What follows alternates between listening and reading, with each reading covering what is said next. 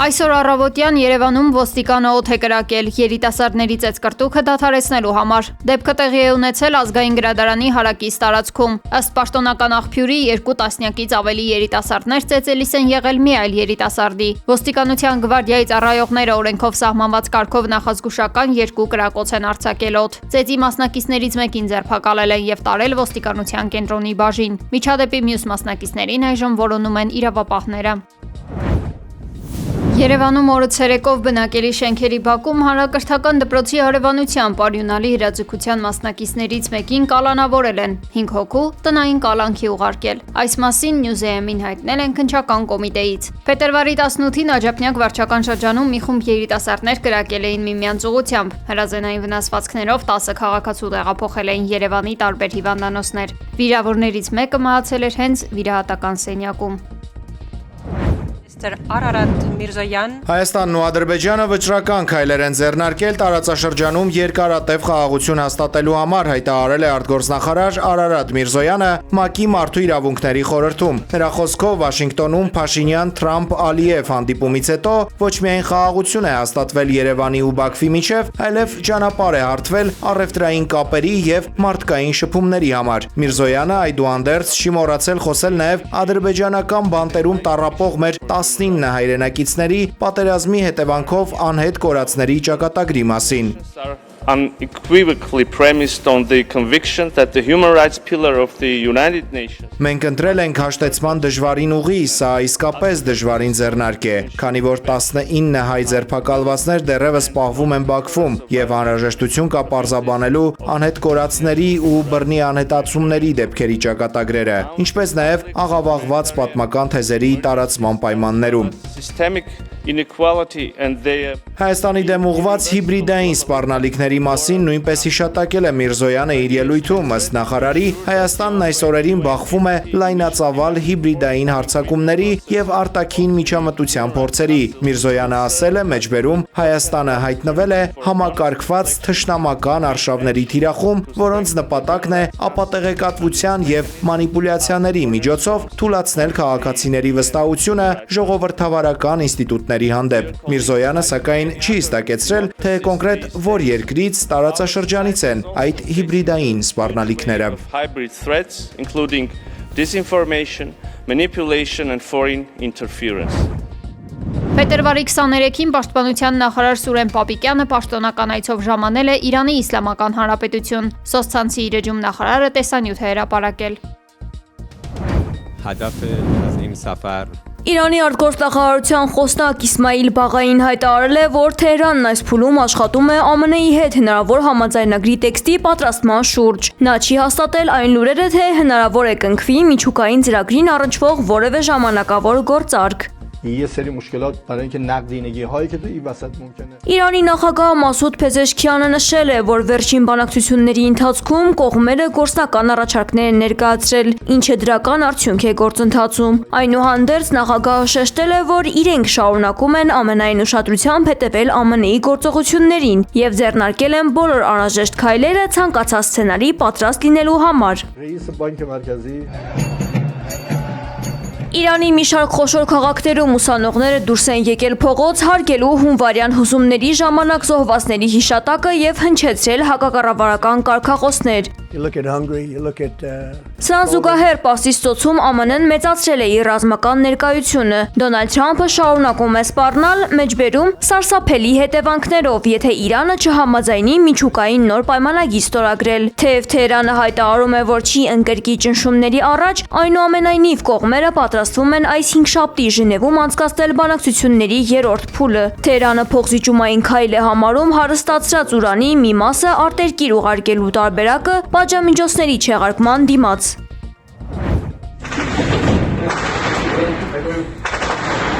Մեքսիկայում իրավիճակը ծայրահեղսրվել է, վերածվելով բացահայտ առճակատման կառավարական ուժերի եւ երկրի ամենահզոր հանցավոր խմբավորումներից մեկի՝ Խալիսկոյի նոր սերունդ կոչվող կարտելի միջև։ Լայնամասշտաբ անկարգությունների ու զինված բախումների պատճառ է դարձել խմբավորման առաջնորդ Նեմեսիո Օսեկիերա Սերվանտեսի հնարավոր սպանության մասին տեղեկությունը։ Նա համարվում էր աշխարհի ամենափնտրվող հանցագործներից մեկը, ում գտնվելու վայրի մասին տեղեկության համար սահմանված էր $10 միլիոն պարգևավճար։ Կարտելների զինյալները կրակում են անվտանգության ուժերի ուղղությամբ և հայտարարել են $1200 պարգևատրման մասին յուրաքանչյուր զոհված ոստիկանի կամ զինվորի համար։ Կարտելի անդամները փաստացի պատերազմ են հայտարարել իշխանություններին հրկիզելով տրանսպորտային միջոցներ և խանութներ, փակելով կարևորագույն մայրուղիներն ու թաղամասերը։ Իրավապահների և նարկոկարտելի զինված խմբերի միջև տեղի ունեցած կատաղի փոխհրաձգությունների հետևանքով կան վիրավորներ։ Ուժային կառույցներին հաջողվել է ձերբակալել խմբավորման մի շարք անդամների։ Մեքսիկայի արդեն ավելի քան 5 նահանգում զանգվածային անկարգություններ են, սակայն իրադարձությունների էպիկենտրոնը Խալիսկո նահանգն է և Գվադալախարա քաղաքը։ Չնայած երկրում տիրող քաոսային իրավիճակին, իշխանությունները դեռևս մանրամասներ չեն հայտնել սպանության վերաբերյալ։ Աղետ է անվանել Հայաստանի վարչապետը ջրային ոլորտում տարեկան արձանագրվող 40-ից 60% կորուստը։ Նիկոլ Փաշինյանը զարմացել է, թե ինչպես են ոլորտի պատասխանատուները գիշերը քնում, երբ Հայաստանում ջրային կորուստների վիճակագրությունը աղետալի է։ Եթե ուրիշ ոլորտներում ասենք տենց իրավիճակ լինի, մենք երկրում արտակարգ դրություն կհայտարարենք։ Միտեղ որտեղ որ 40%, 60% կորուստ լինի, մենք ինչ կանենք, արտակարգ դրություն կհայտարարենք։ Իսկ ջրային ոլորտում դա նորմալ է, հա դե 60% է կորուստը, դարձավ 59%, դարձավ 58.5%, ինչ լավ է, եկեք բան պարգևատրենք եւ այլն։ Սա աղետ է, ոնց կարելի է սրա հետ ընդհանրապես համակերպվել։ Ոնց կարելի է ընդհանրապես այս պայմաններում գիշերը քնել, բայց մենք քնում ենք ոնց որ։ Ուստեղ է պրոբլեմը, որ մենք այս պրոբլեմները իրա ամբողջ խորությամբ չենք ընկալում։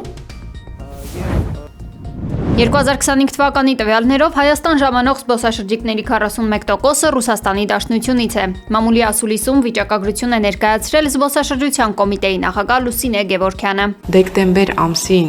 Հայաստանում տեղի ունեցած մի քանի գեղեցիկ արշավների արդյունքում մենք հունվարին ունեցել ենք 40,000 ավել զբոսաշրջիկ և զբոսաշրջիկների թիվը հասել է 170,000-ի։ Սա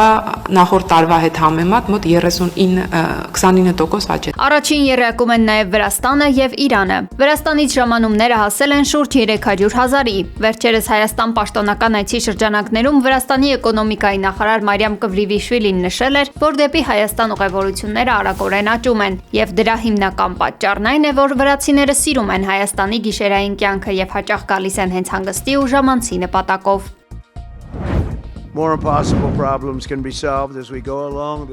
Թրամփը խաղաղության խորհրդի նիստի ընթացքում հայտարարել է, որ 9 երկրից $7 միլիարդ է հատկացվելու Գազայի վերականգնման համար։ Նրա խոսքով 5 պետություն միջազգային կայունացման ուժեր կտեղակայի նաև այնտեղ։ Բացի այդ, ԱՄՆ-ն խոստացել է $10 միլիարդ հատկացնել հենց խորհրդին, թեև այդ գումարի կոնկրետ նպատակները չեն հստակեցվել։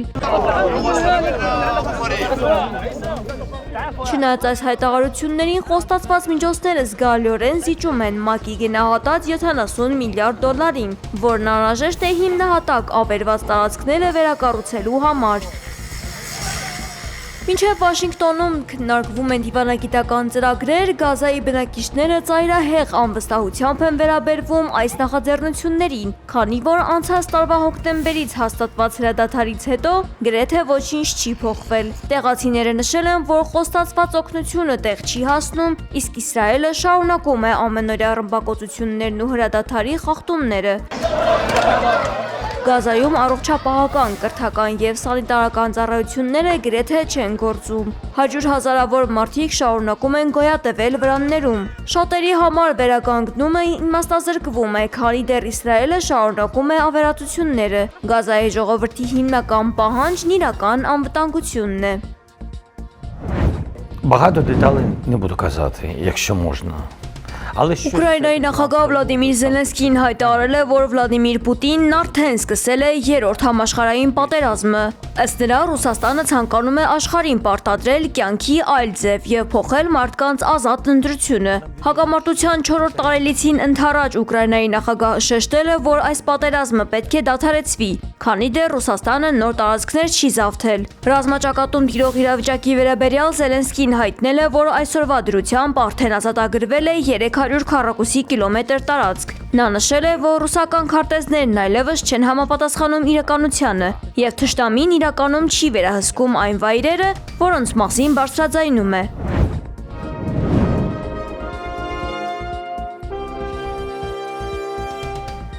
Ռուսաստանի նախագահ Վլադիմիր Պուտինը Կրեմլում տեղի ունեցած պետական պարգևների հանձնման հանդիսավոր արարողության ժամանակ շնորհավորել է հատուկ ռազմական գործողության մասնակիցներին փետրվարի 23-ի հայրենիքի պաշտպանի օրվա առթիվ։ Годы мы отмечаем с особым чувством гордости и благодарности. Իր ելույթում երկրի ղեկավարը մեծարել է բոլոր այն զինծառայողներին, ովքեր վտանգելով իրենց կյանքը արիությամբ եւ հայրենասիրությամբ կատարում են զինվորական պարտքը, հսկում պետական սահմաններն ու ապահովում երկրի ռազմավարական անվտանգությունը։ Նախագահը շեշտել է, որ զինվորականները ներքին գործերի նախարարության եւ հատուկ ծառայությունների աշխատակիցներն այսօր պայքարում են Ռուսաստանի ապագայի եւ անկախության համար։ Благодарю вас, уважаемые товарищи, за проявленную отвагу, за верность присяге.